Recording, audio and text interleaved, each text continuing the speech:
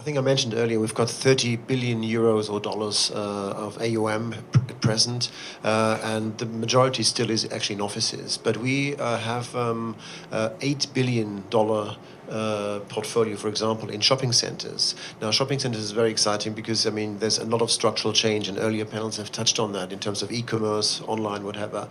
So what we are focusing on is really dominant shopping centers, which offer a bit more than just the retail, because you got to attract the masses, and that the structural change. Somebody said earlier that the industry lags 2 years behind the things which are actually happening on the online and e-commerce sphere. So we try to be cutting edge in the assets we buy there.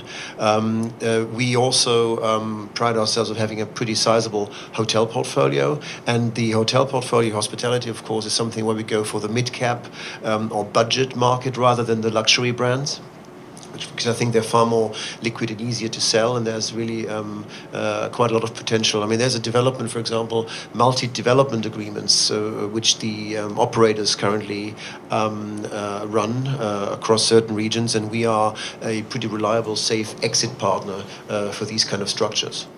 It's pretty balanced. I mean, as I said before, we run a number of funds, 20 of them, and it depends on really the definition of the fund and what the investors require. And we then go about it in a top-down manner, allocating the money and then trying to find it, which is sometimes quite challenging.